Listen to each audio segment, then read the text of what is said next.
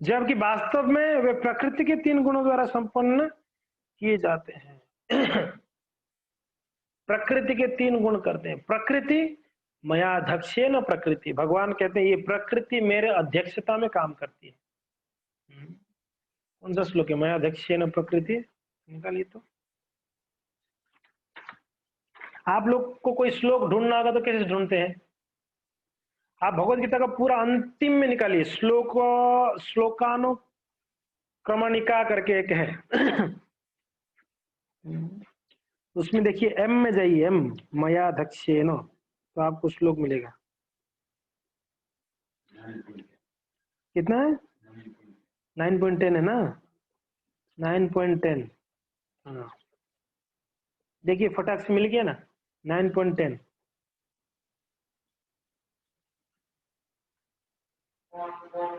9.10 में क्या बोल रहे हैं भगवान? मयाध्यक्षेन प्रकृति ही श्रूयते सचराचरम हेतुनानेन कौन्तेय जगत द्विपरिवर्तते। हे कुंती पुत्र, ये भौतिक प्रकृति मेरी शक्तियों में से एक है और मेरी अध्यक्षता में काम करती है। प्रेसिडेंट कौन है? अध्यक्षता। अध्यक्ष कौन है? मैं हूं। मैं प्रेसिडेंट हूं, मैं जैसे ऑर्डर करता हूं वो वैसा काम करती है, जिससे सारे चर तथा अचर, चर यानी चलने फिरने वाले, अचर यानी जो चलने फिरने वाले नहीं, ये पेड़ पौधा आदि उत्पन्न होते हैं। इसके शासन में ये जगत बारंबार सृजित और विनष्ट हो जाता है। यानी सृजन और विनाश ये दोनों मेरे ही अध्यक्षता में होता है। ऐसे नहीं कि सृष्टि ब्रह्मा जी कर रहे हैं। मैं जब तक नहीं बोलूंगा तब तक ब्रह्मा जी भी कुछ नहीं कर सकते हैं। मैं जब तक नहीं बोलूंगा तब तक प्रकृति काम नहीं करेगी। मयाध्यक्षेन प्रकृति, ये भगवान की अध्यक्षता में काम करते हैं। और कैसे प्रकृति कैसे काम करता है? प्रकृति काम करता है भगवान को भयभीत होते हुए। प्रकृति डरता है। भगवान कहते हैं मद भयात बतिवातो अयम सूर्यस्तपति मद भयात वर्षन इंद्रिया दहतिर अग्निर मृत्युश्चरति मद भयात। माता देहूति को कपिल देव जी कहते हैं, हे मैया मेरे भय से प्रकृति काम करती है। पता है? मयाध्यक्षेन प्रकृति मद भयात बतिवातो अयम, मेरे भय से वायु बहता है। और सूर्य तपति मत भयात, मेरे भय से सूर्य समय समय पर पूर्व से उगता है और पश्चिम में अस्त होता है, ये मेरे भय से ही उगता है। सूर्य तपति मत भयात। वर्षनेन्द्रिय, इंद्र वर्षा करता है मेरे भय से, मत भयात। वर्षनेन्द्रिय दहतिर अग्निर, अग्नि जलाता है मेरे भय से। उसके पास कहां से शक्ति है अग्नि जला सकता है? मेरे भय से वो जलाता है, मैं उसको शक्ति दिया। और मृत्युश्चरति मद भयात, भगवान कहते हैं मृत्यु भी मेरे भय से काम करती है। मृत्यु चरति मद भयात। तो ये प्रकृति सारा कार्य करती है जी। मगर अहंकार विमूढ़ात्मा, विमूढ़ात्मा है। देखिए यहां पर शब्द क्या आया है? विमूढ़ात्मा। मूढ़ यानी मूर्ख, विमूढ़ यानी विशेष मूर्ख। समझ में आ रहा है? भगवान क्या कहते हैं? विमूढ़ आत्मा। विशेष मूर्ख क्या सोचता है?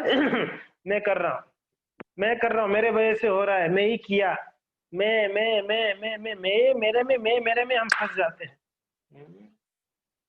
करता हम इति मान्यते।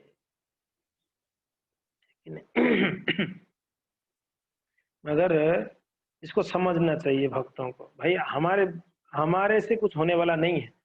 हमारे अंदर कोई क्वालिफिकेशन नहीं है, ना हमारे अंदर कोई शक्ति है, ना कोई सामर्थ्य हम कुछ कर सकते हैं।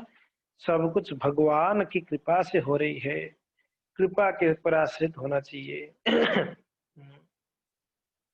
खैर तात्पर्य को पढ़ते हैं।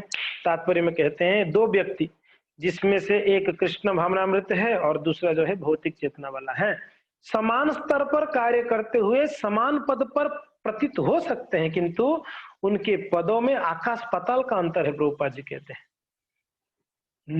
एक तरफ एक भौतिकतावादी और एक तरफ एक कृष्ण भावनामृत को पालन करने वाला भक्त, दोनों का कार्य को अगर देखा जाए तो दोनों सेम लग रहा है। वो भी उठ रहा है, ये भी उठ रहा है, वो भी सो रहा है, ये भी सो रहा है, वो भी खा रहा है, ये भी खा रहा है, ये भी कुछ काम कर रहा है, ये भी देखने में तो कार्य लगता है कि सेम सेम है, मगर प्रभुपाद जी कहते हैं दोनों में आकाश पाताल का अंतर है जी। भौतिक चेतना वाला व्यक्ति अहंकार के कारण आश्वस्त रहता है कि वही सभी वस्तुओं का करता है। क्या अंतर है? भक्त सोचता है कि सब कुछ कृष्ण की कृपा से हो रहा है, और भौतिकता वाली कर्मी क्या सोचता है कि सब कुछ मेरे वजह से हो रहा है। ये अंतर है जी। वह नहीं जानता है कि शरीर की रचना प्रकृति द्वारा हुई है, जो परमेश्वर की अध्यक्षता में कार्य करती हैं। हाँ जी, ये शरीर हमने क्रिएट किया है। हमने सुना है कि कई साइंटिस्ट लोगों ने मनुष्य को बनाने के लिए बहुत प्रयत्न किया, सब कुछ बना दिए, पूरा बॉडी को बना दिया, मगर उसमें जो प्राण है वो प्राण नहीं दे पाए। वो लोग वो प्राण नहीं दे पाए, वो दे भी नहीं सकता है। कोई एक संतान उत्पन्न करने का शक्ति हमारे पास है जब तक भगवान नहीं चाहेंगे। जब तक भगवान पुरुष की वीर्य में प्रवेश नहीं कराते हैं कोई जीव को, तब तक उस पुरुष की वीर्य में शक्ति नहीं होता है कोई संतान को उत्पन्न कर दे। वो भगवान की कृपा है ना। वो माँ की गर्भ में कोई शक्ति है कि वो कोई एक संतान को धारण कर सकती है, जब तक भगवान का कृपा ना हो, भगवान ना चाहे तो। है कि नहीं? तो सब कुछ कृष्ण की इच्छा से होती है इस संसार में, तो फिर हम क्यों अपने अहंकार की वजह से मर रहे हैं? यही यहाँ पर प्रभुपाद यही अंतर कहते हैं। भौतिकतावादी ये नहीं जानता है कि सब कुछ कृष्ण की अध्यक्षता में होती है, परमेश्वर की। भौतिकतावादी व्यक्ति यह नहीं जानता है कि अंततोगत्वा वह श्री कृष्ण, भौतिकतावादी व्यक्ति यह नहीं जानता है कि अंततोगत्वा वह श्री कृष्ण के अधीन है। सब अधीन है, ऐसी बात नहीं है।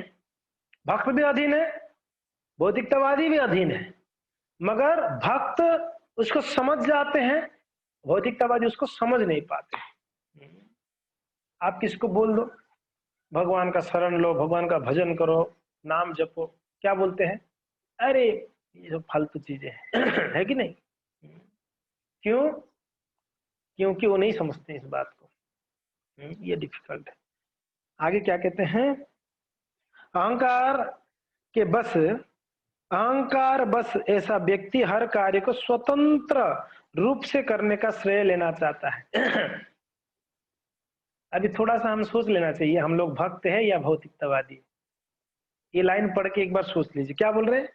भौतिकतावादी अहंकार के बस में क्या सोचता है? हर एक व्यक्ति को स्वतंत्र रूप से करने का श्रेय खुद लेना चाहते हैं।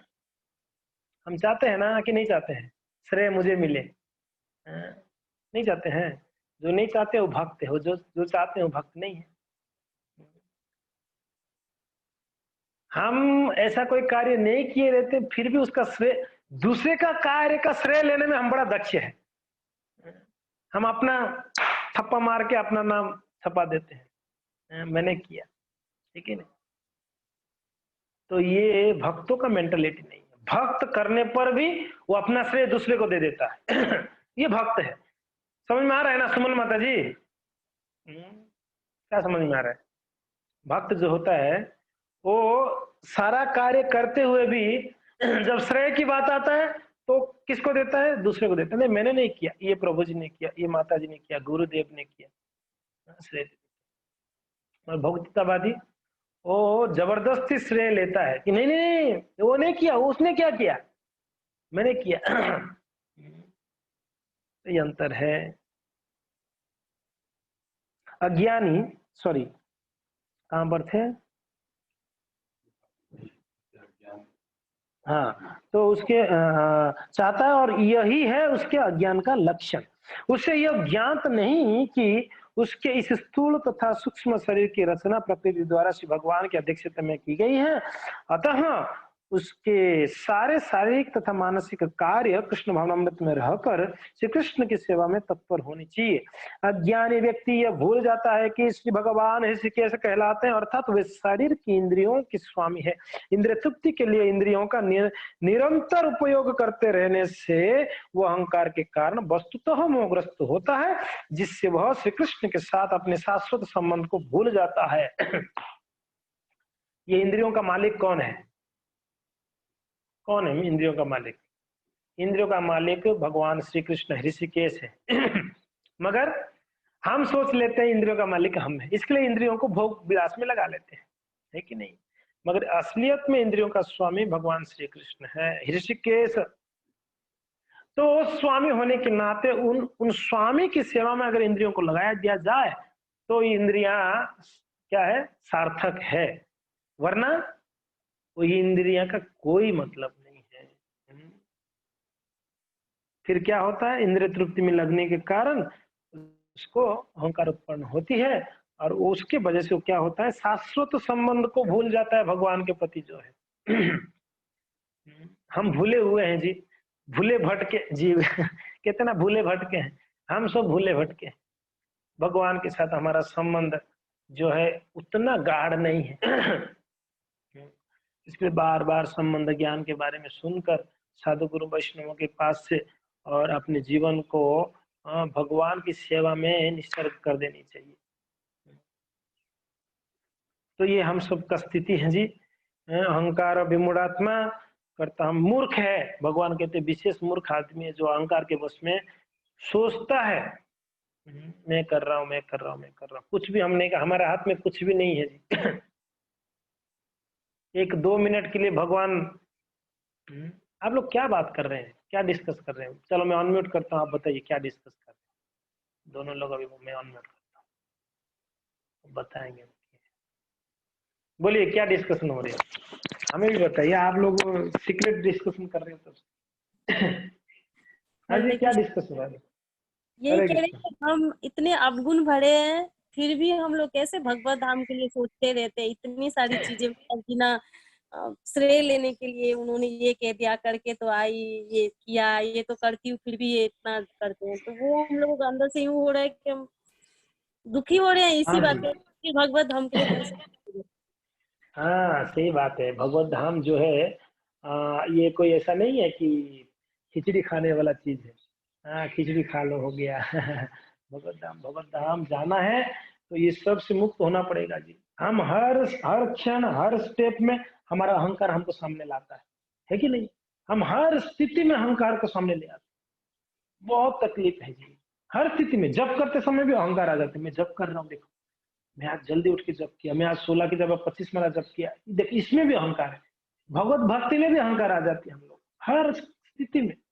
मेरे बात नहीं मानता है, मैंने ऐसी नहीं, मैंने किया वो किया, मेरा इतना धन है, मेरा ऐश्वर्य है, तो अहंकार सामने आता है। बता, यही बात को भगवान यहाँ पर कहते हैं, जब तक वो व्यक्ति ये नहीं समझेगा कि ये प्रकृति करा रहा है, यानी भगवान के अध्यक्षता में प्रकृति काम करती है, हमारे बस के काम। तो हमारा ना स्वतंत्रता यहाँ पर है, ना स्वतंत्रता भगवान के लोक में है। जैसे हम अभी आध्यात्मिक लोक का बात कर रहे हैं, आप भगवत धाम, भगवत धाम, भगवत धाम में ना हमारा स्वतंत्र, ना यहाँ पर पूर्ण स्वतंत्र श्री कृष्ण है। अकेला ईश्वर कृष्ण आर सब भृत्य। कृष्ण स्वतंत्र, पूर्ण स्वतंत्र है, हम सब उनके भृत्य है, दास है। तो इसके कारण ना हमारा यहाँ पर स्वतंत्रता है, ना वहां पर स्वतंत्रता। हम पूर्ण रूप में भगवान के अध्यक्षता, उनकी उनके अंडर में है, उनकी अंडर में हम है। इसलिए इस बात को हमको रियलाइज करनी चाहिए कि हमारा कोई इसमें श्रेय नहीं है, हर एक चीज का श्रेय भगवान का है। उस दिन किसी भक्त ने बोला ना अमोघला प्रभु को, प्रभु जी आपकी वजह से हम भक्त बने, या आपसे हम बहुत इंस्पायर हो रहे थे, है ना? प्रभु जी को बोले तो प्रभु जी क्या बोले? करते हो तुम कन्हैया, मेरा नाम हो रहा है ना? उन्होंने वो भजन गा के सुनाया। तो सब कुछ कर रहे हैं कन्हैया, मगर मेरा नाम हो रहा है, हमारा नाम हो जाता है। और हमारा नाम नहीं भी होता है तो हम नाम ले भी लेते हैं खींच कर, जबरदस्त। तो हाँ जी, तो यही है कि भौतिकतावादी व्यक्ति और भक्त में अंतर है। हम भक्त है जी, हम अपने आप को भक्त कहते हैं, हम अपने आप को साधक कहते हैं, हम अपने आप को वैष्णव कहते हैं, तो इसके कारण हमको ये समझनी चाहिए कि हमको कौन सी स्तर तक पहुंचनी होगी, हमारे आचरण को कैसे शुद्ध करके, हम कैसे अच्छा साधना करके, हम कब ये अहंकार को पीछे बात देते हुए, अहंकार को नीचे खत्म करते हुए हम आगे बढ़ेंगे, वरना बहुत डिफिकल्ट हो जाएगा हमारे लिए आगे बढ़ने के लिए। जो भक्त सरल होते हैं, देखिए वो कितना फास्ट फास्ट फास्ट आगे बढ़ते हैं, और जो जिसके मन में बहुत शंकाएं हैं, बहुत सारा मन में चलता है, और अब वो सब अहंकार के कारण, वो ऐसे क्यों हुआ, ये क्यों ऐसे किया, वो क्यों ऐसे किया, वो सब हमारा अहंकार के कारण ही है। कौन क्या किया छोड़ो, हम क्या किए उसको देखो, मेरे अंदर क्या गुण है कि नहीं अवगुण है, मैं इतना परेशान हूँ, मैं खुद इतना परेशान हूँ, मैं क्या दूसरों को देखूंगा, दूसरों को गलतियों को देखूंगा, दूसरे के बारे में सोचूंगा, मेरा खुद का ही बैंड बज रहा है कि नहीं। इसके लिए हमेशा अपने को जांचने का शुरू कर देनी चाहिए। कब तक हम यही दूसरे को उंगली दिखा दिखा के जिएंगे, बहुत जी लिया इस प्रकार से दूसरों को उंगली दिखा कर, अभी हम अपने और उंगली दिखाना चाहिए। पश्चाताप का भावना होनी चाहिए भक्तों के अंदर, हाँ, हमेशा विनम्रता का भाव होनी चाहिए भक्तों के अंदर, हमेशा क्या कहते हैं, कृतज्ञता का भाव होनी चाहिए भक्तों के अंदर। हाँ हाँ, मेरा कितना कितना दुर्भाग्य है कि मैं आज तक भक्ति नहीं कर पाया, और मेरे कितना सौभाग्य कि आज वैष्णव की कृपा से मैं भक्ति थोड़ा बहुत कर पा रहा हूँ या कर पा रही हूँ, थोड़ा बहुत, उतना तो नहीं कर पा रहा हूँ, मगर जो भी कर पा रहा हूँ वैष्णव की कृपा है मेरे ऊपर। तो ये हम लोग को सबको समझना चाहिए। ओके,